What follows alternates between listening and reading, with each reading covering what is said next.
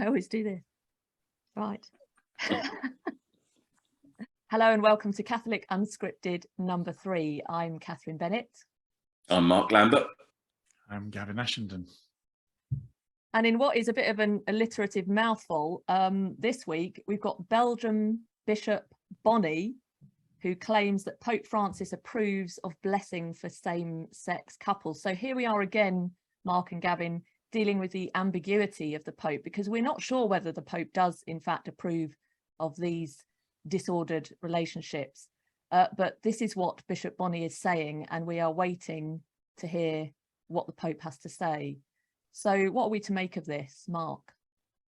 Well, it's interesting, isn't it? Because it follows directly on from the German synodal way. Bishop Bonny, one of the Flemish bishops who's issued this blessing, very controversially, is in Germany, and he's given an interview to a German news site where he's basically said that, you know, he's putting forward the idea that the Pope knows about what they're doing, and he agrees with it. And you have to say that this is a repeated behaviour from Pope Francis, where we've seen with the Amoris Laetitia, for example, there was a surreptitious footnote inserted which alluded to something which, you know, obviously defenders of the Pope were saying, oh no, it doesn't mean that. And then instead of clarifying what it actually meant, there were dubia issued by cardinals, which is a normal thing that happens when there's a point of clarity to be made. The Pope refused to answer the dubia, which is unprecedented. And instead of that, he sort of co-opted the Argentinian bishops and the Maltese bishops to write a series of guidelines which affirmed the problematic teaching which he was pushing in that document.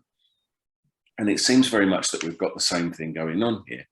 There was a CDF ruling. Germany said that put this forward, this same thing forward a few months ago, and the CDF ruled that it was not allowed, it was not to be allowed. The Flemish bishops have gone ahead and published their proposals despite that CDF ruling.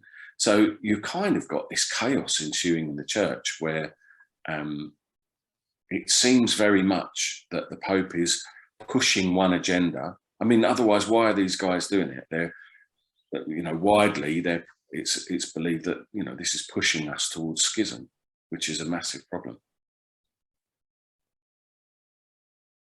I think probably one of the things. Oh, there he is. Well,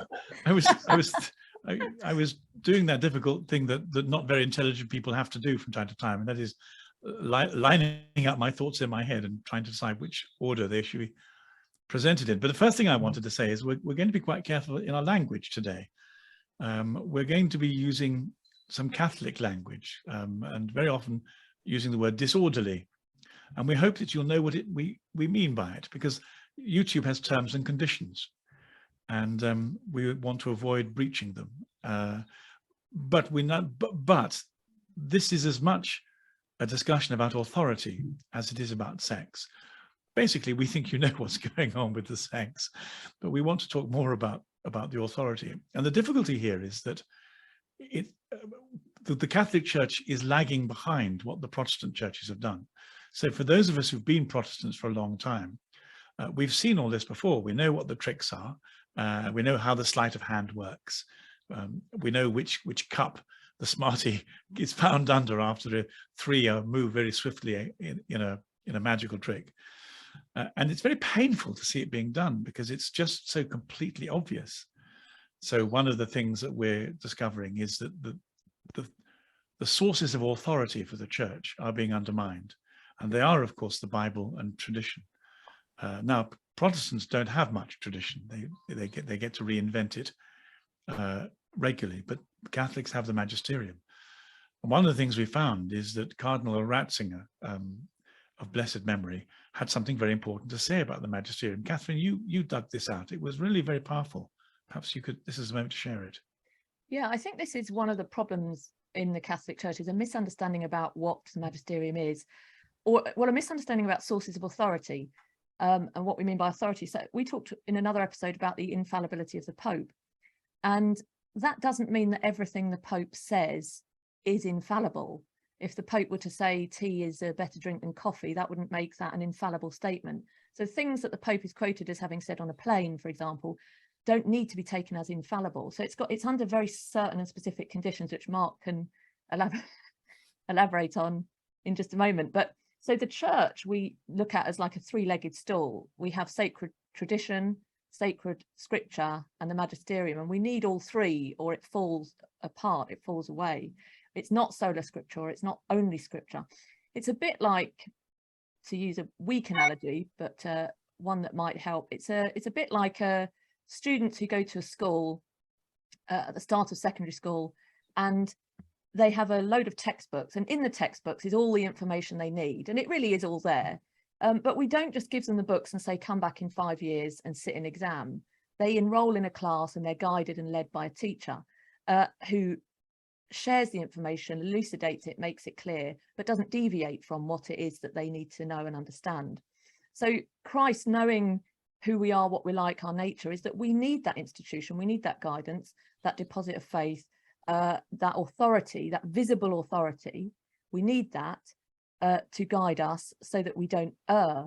But that, as Mark said in a previous conversation, the Pope, the bishops, the magisterium is only authoritative insofar as it keeps to that constant teaching and perhaps finds new ways to express it, but doesn't deviate from it.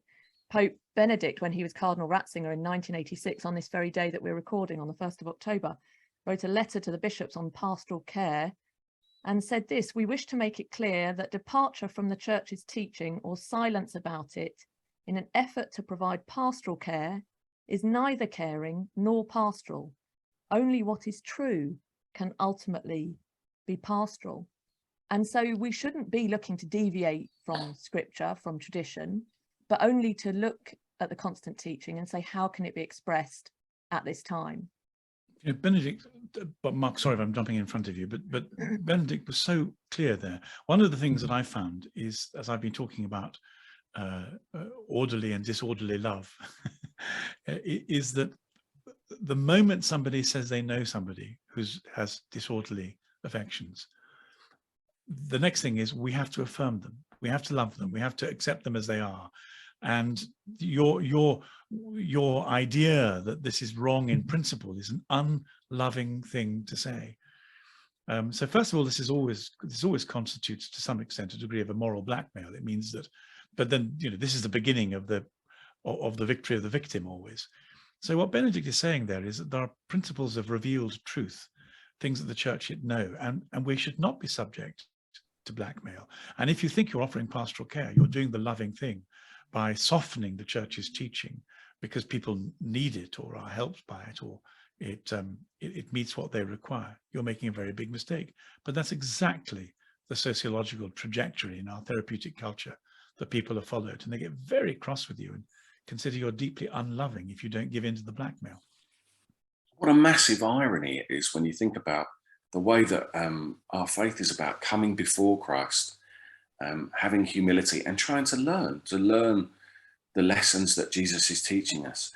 And this attitude is almost the opposite of that. It's trying to twist what Jesus said or what the church has always understood and make it fit your own narrative or a modern secular narrative. And I think that really worries me. It really worries me that because it basically is saying fundamentally, I can't see how you can reconcile that without saying, well, Jesus failed. You know, Jesus wasn't the Son of God. The message for 2,000 years, the church has got it wrong, that there is no magisterium. You're throwing all of that away by accepting this. And yeah, it's hard. Like loads of things are hard. And like you said, Gavin, you know, we're all a bit disordered, aren't we? That's sort of the whole point of being Christian, you know, is that we're trying to get ourselves ordered by, you know, being close to Christ, becoming closer and closer to Christ. Well, there are no-go areas for God. We can't say, here I am, Lord, mold me as you like, but leave my sex life or my romantic life or my romantic attachments alone. They all have to be offered. But I think it's got something to do with, this is a bit of an ugly phrase, but the sacramentalization of the erotic and the romantic. So the Protestant trick, the first time it came to me, was to use Galatians 5 and the fruit of the Spirit: love, joy, peace, patience, kindness, goodness, gentleness, self-control, and say when two people fell in love, whatever their natural profile, the fact that they loved one another was demonstrated by a growth in the fruit of the Spirit. This is a really very bad piece of exegesis, because what they really meant was there was a certain amount of happiness when these two people fell in love, and they mistook that human happiness for spiritual progress. But it isn't at all. And the real difference is this: human happiness, secular happiness, biological, psychological happiness evaporates under pressure very quickly.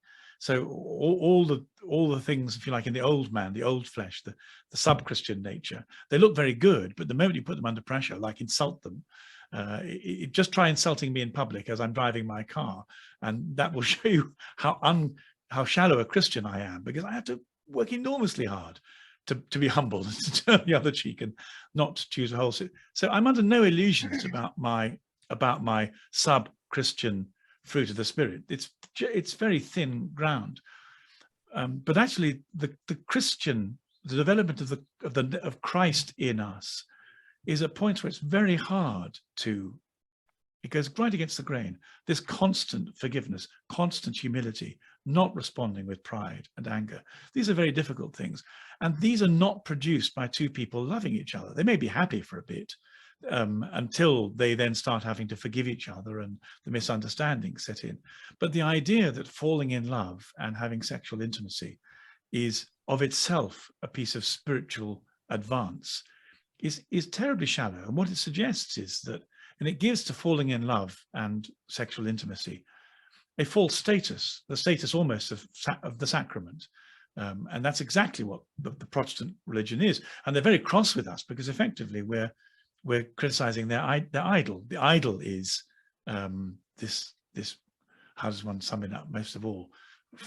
Finding some temporary intimacy and affirmation in romance and sex with another person. Actually, that's not what Jesus came to give us. He came to set us free from sin and judgment, from hell, and to allow our souls to be transformed. It's got nothing to do with romantic love or sex at all. I wish I could take notes as we're going along now.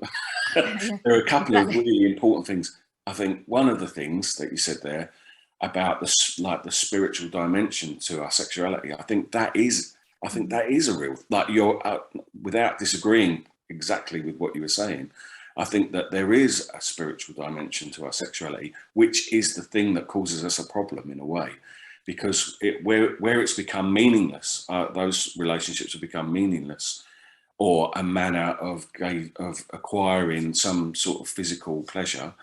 The damage is a spiritual damage that's done through fornication or whatever. So I could wax lyrical on this because I'm very fond of Teresa of Avila, and one of the things she does is she writes with an overlap about sex and spirituality that some people consider quite dangerous. But I think one of the ways I'm very sympathetic to that. It's a dangerous ride, and I'm sympathetic to it. But one of the ways we can deal with it, I think, is to talk either about an end in itself or a means to an end. So there are some very deep and profound and beautiful things we can say about sensuality and sexuality, and if we were to go that far, about I'm not going to go that far. but if we say that they are means to an end, and the end is Christ, the end is a deepening of our relationship in Christ, then I think that gives a certain amount of safety to it. But in our culture, certainly James Martin and the Flemish bishop, they've removed that end, and they're saying these are ends, and the means becomes an end of its own. Yeah. And that's when it becomes dangerous. And that's when it's very dangerous to talk about the spirituality of sexuality, if the sexuality is the end in itself, instead of theosis, our being immersed in the life of the Trinity. So that's a test we all have to ask ourselves: is what I'm doing bringing me closer to a closer, more intimate relationship and surrender with Christ, or is it deepening what I want in life because it makes me feel better and cheers me up? Yeah. The other thing is that we're back to the dictatorship of relativism again, aren't we? Because what we're saying is that we're in a paradigm now that where emotions trump realities, and that the most important thing, you know, basically is, am I summing it up correctly, that what you're saying is that the argument in Protestant circles seems to be, well, my feelings are more important than anything else, and therefore I should be allowed to act according to those feelings.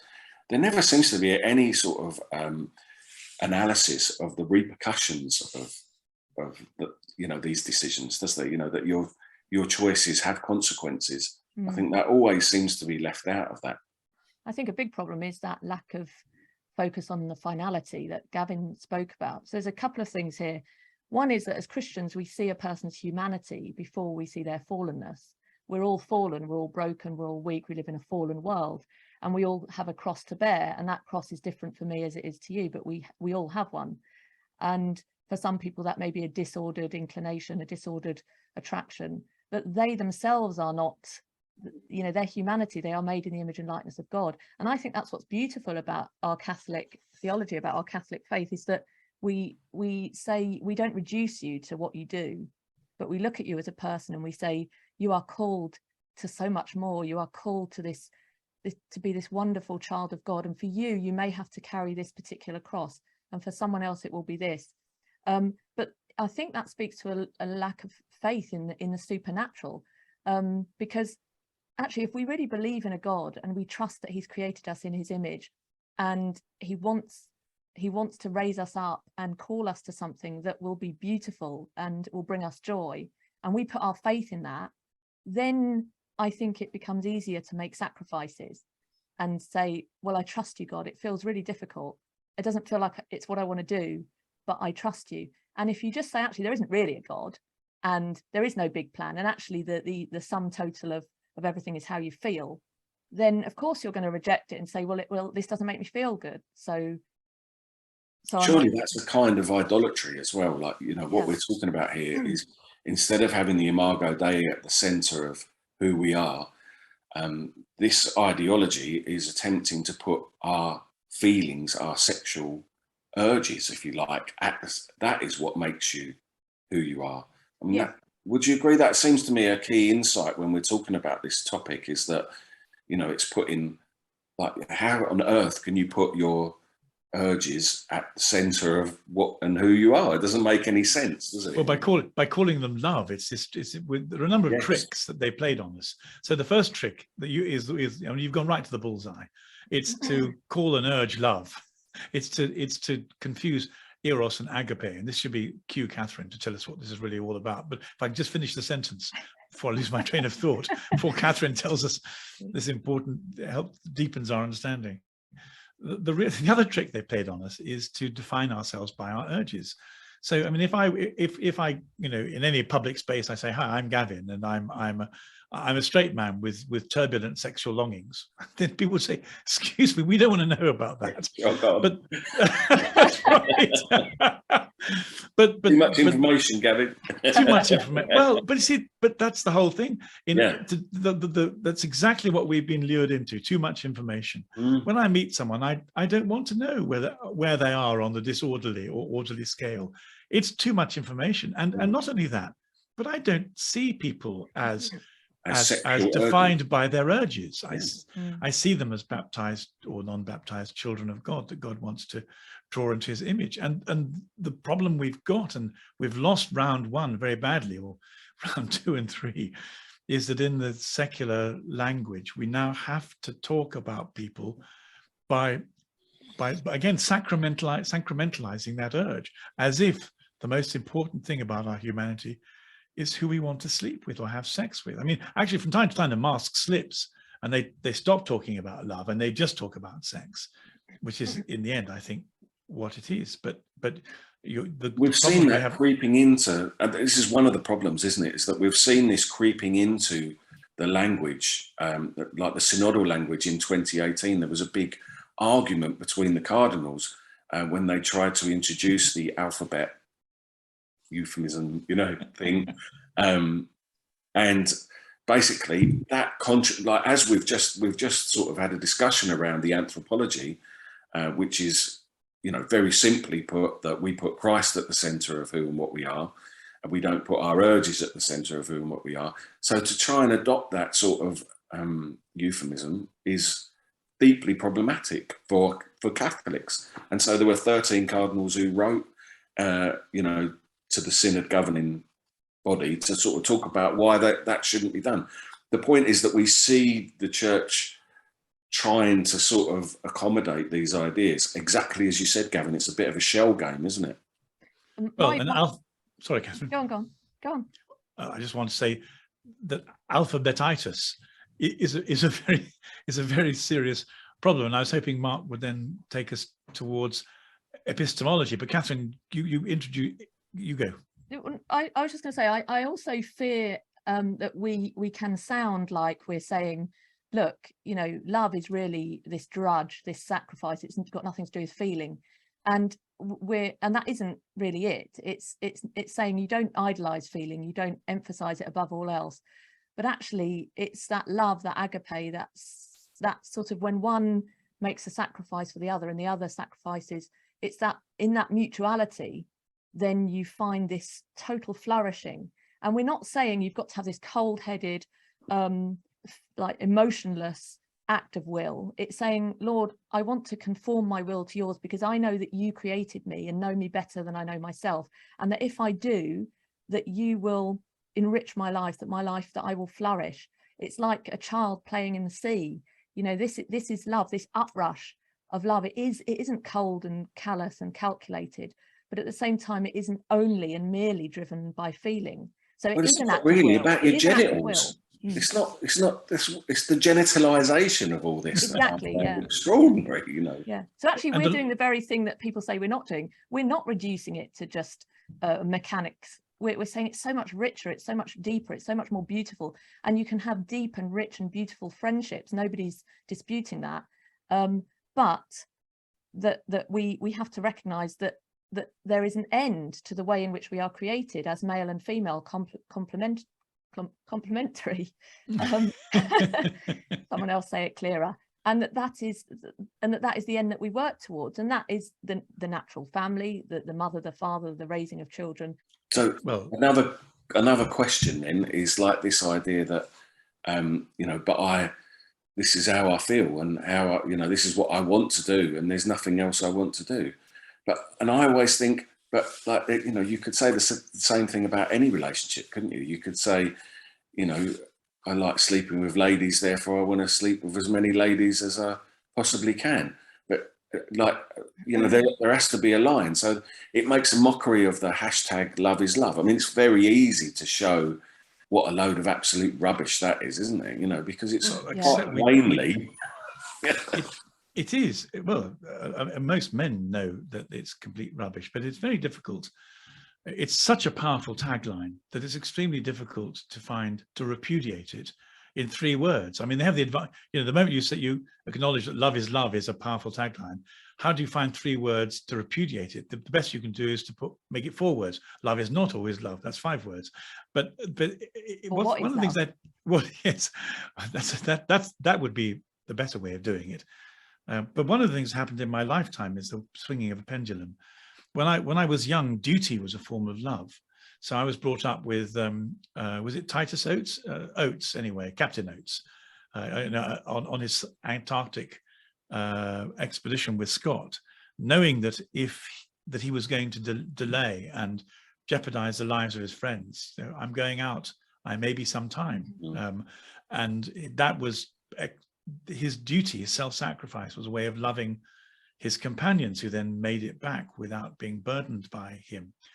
And then during my lifetime, that all changed, and the love expressed through self-sacrifice and duty was replaced by narcissistic self-indulgence as a whole therapy movement, and the whole Jungian quest for self-authentication took place. One of the things we have to do, as well as stop pretending that love is love and that genitals rule, is to begin to reintroduce to people the beauty of self-sacrifice as a form of loving, which is at the heart of being a Christian. Unless we are willing to accept the beauty and the importance of self-sacrifice, we can't begin to follow Jesus, because the qualifications are, unless you pick up your cross, you can't follow me. So that there's a during my lifetime, this huge revolution in values has taken place, and Christianity has lost out and been turned on its head. We have to find a way of breaking through the narcissism in order to redefine what love is. Should we talk about how they're doing it? Like, should we talk about, I mean, the recent thing with Walter Brugmeyer, who was being promoted. So yeah, like we were saying, we were having a little chat before this session, weren't we, where we were saying that I think in the 80s and 90s, the way that theologians, Protestant theologians, were approaching this was by saying that, oh, that's not what the Bible means, by taking the boo text, if you like, and sort of trying to use an eisegesis to say that they didn't mean what they clearly did mean. But that's really interestingly changed now. You've got this essay by Brugmeyer being pushed by Father James Martin, who obviously is being promoted by Pope Francis to Vatican spokesman or media personality on this issue extraordinarily. And even though he's been condemned by Archbishop Chaput and, like a lot of what has been said has been debunked online. I mean, one of the best people, if anyone wants to look at it, is Trent Horn, who is on YouTube, who very intelligently and very carefully picks apart, what's being taught there.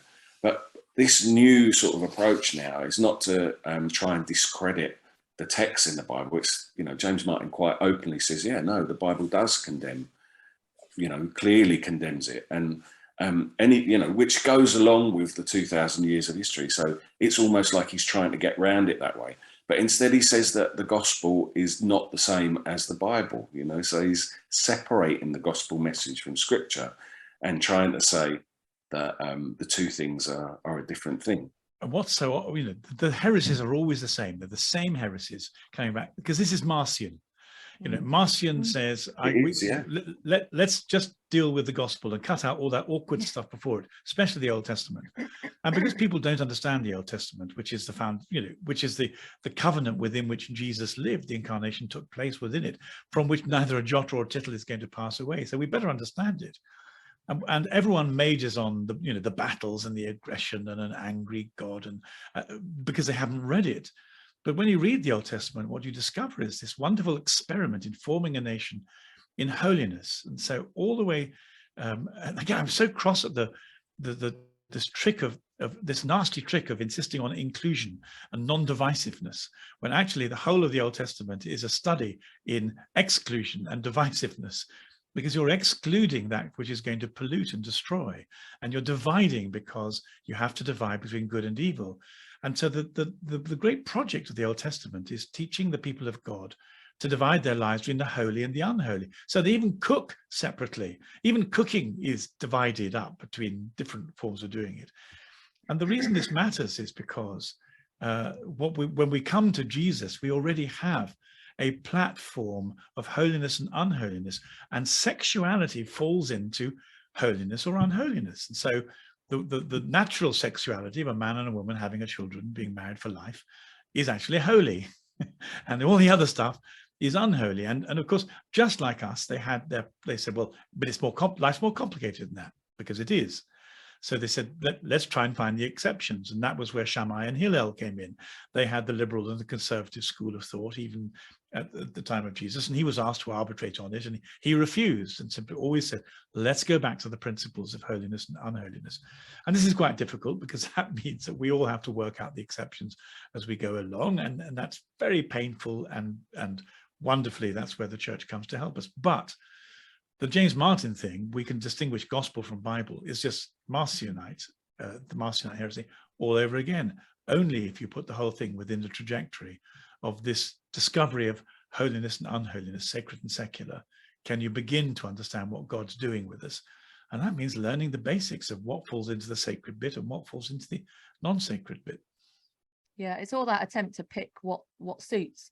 We know that the New Testament lies hidden in the Old, and the Old is revealed in the New. You can't separate them. Another quote from Pope Benedict was, the Church's doctrine on this and all issues is not based on isolated phrases. that's not how it works. You don't pick a phrase, you don't examine it, and then it's a whole picture, it's a whole story of salvation history, and we can't reject the bits that are difficult or uncomfortable. There's a great exegesis.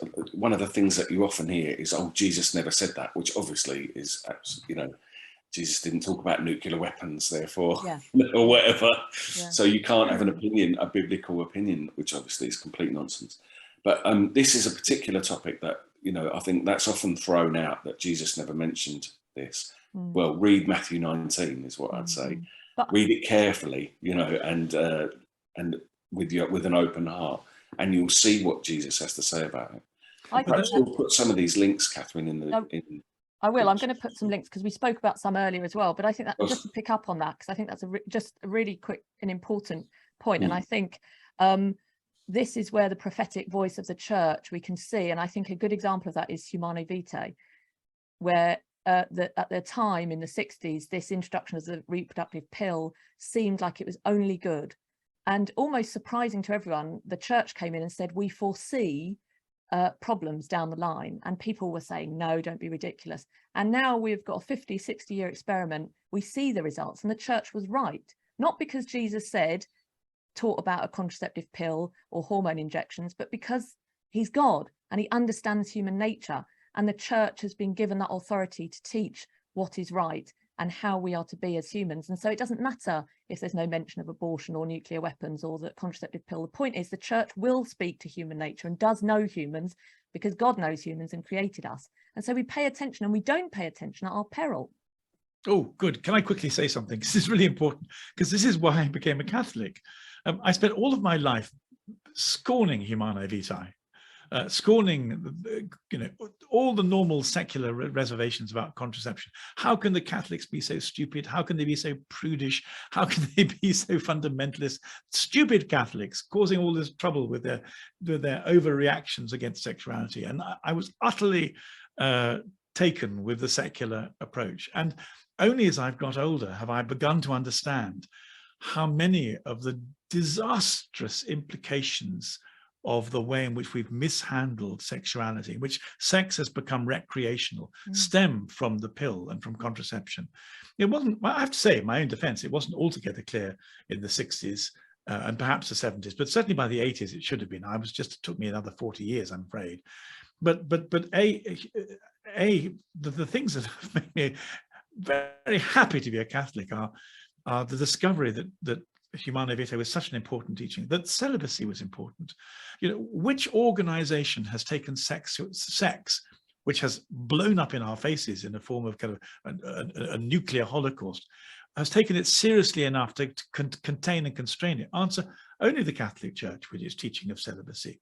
And you keep on hearing people say, well, if they would only reduce that or water it down, perhaps people would behave in a better way. But of course, it's got nothing to do with that. Celibacy turns out to be one of the few restraints that any organization ever has put in the place of this voracious creature that's eating us alive. And then the last thing, of course, is abortion. I had no idea what the scale of abortion was, nor had I any idea that metaphysically one might be feeding dark gods with child sacrifices in a way that changes the whole metaphysical balance of our situation. I had no idea that by practicing abortion, child sacrifice on the scale that we had, that we might actually be feeding evil and strengthening it just at the very time that the protection of baptism and grace and sacramentalism was being reduced as Christendom changed. And so only Catholicism has spoken clearly about these things. And I'm just sorry it's taken me to the end of my life to understand that the church's teaching was true and real and proved an antidote to human turmoil and disintegration. And that's what I love about.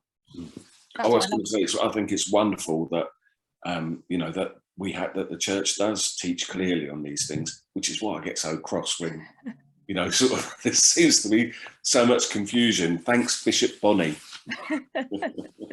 Yeah, like the only other thing I don't know whether it's worth talking about, you know, Rowan Williams and the Lambeth Council. You know, Rowan Williams recently acknowledged that so the Lambeth Council, what was it, in 1890, was it 1910? Lambeth Conference, yeah. Yeah, the Lambeth Conference. So they took away, they allowed contraception, basically, didn't they? It was 1930s.